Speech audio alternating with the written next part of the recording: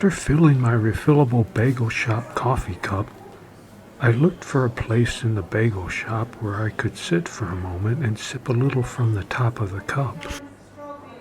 I had filled the cup too close to the top, and I did not want it to spill through the sip hole when I got in my car. As I made my way through the tables to one near the back, I noticed a rather large woman eating a bagel and reading a manual or brochure of some sort. She had a second bagel with cream cheese sitting in her tray that looked especially appealing. I stood by her table until she looked up from whatever she was reading. Pointing at her bagel, I then asked if I could have it.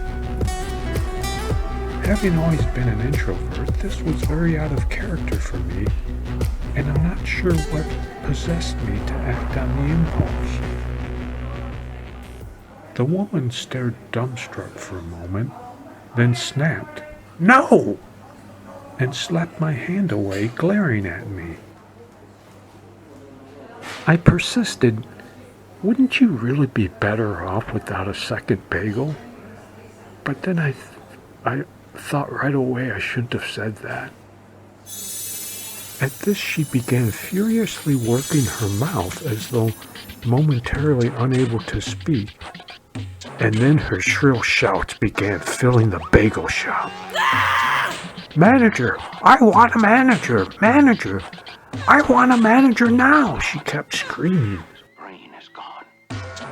Then she heaved herself to her feet, but in the process her belly caught the end of the table, flipping it up.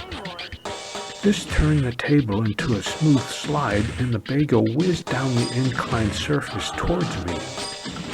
I reacted by catching the bagel, but only to keep it from hitting the floor. Then she bellowed, "Give me that bagel!" and swung her enormous black purse at my head. I ducked and threw my arm up to block the blow, but this launched the contents of my refillable coffee cup, still in my hand, in her direction.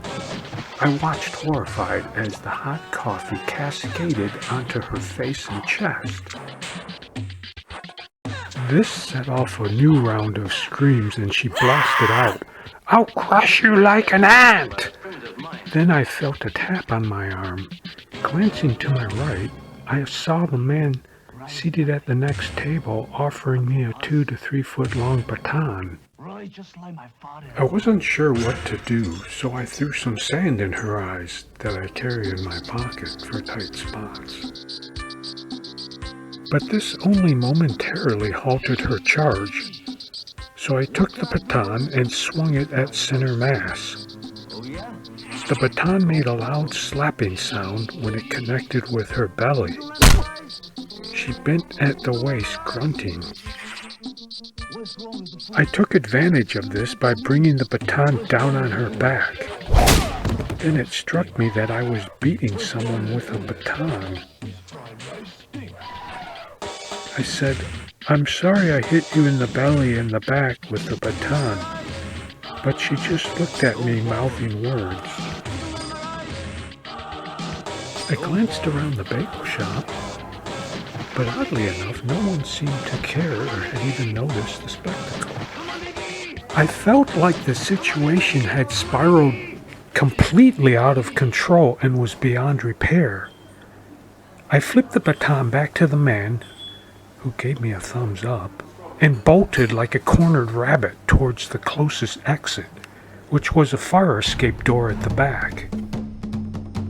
Alarms rang when I threw my weight against the door's release lever.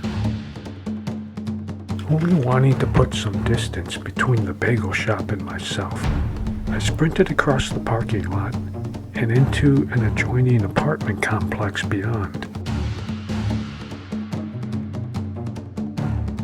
I made sure not to run in a straight line, making numerous 90-degree turns in case anyone had given chase. After running for perhaps another quarter mile, I decided to end my sprint. I pushed myself into some nearby bushes and squatted down, leaning my back against the brick wall that the bushes were in front of, near a gutter downspout of one of the buildings. When I finally caught my breath, I found that I was still clutching the woman's purse and bagel. As I slowly consumed the bagel, I thought about how I had splashed someone with coffee, taken their purse and bagel, thrown sand in their eyes, hit them with a baton, and ran away. Then I thought I had never intended to steal anything. I only came into possession of the bagel because I was trying to save it from hitting the floor, and I could not recall ever grabbing the purse. What about the baton? Why was someone offering me a baton, and then no one in the bagel shop seemed to have noticed or had been concerned, and why did the baton, why had it felt so familiar in my hands? I like the bagels there, but I think maybe I should stop going because something always bad happens.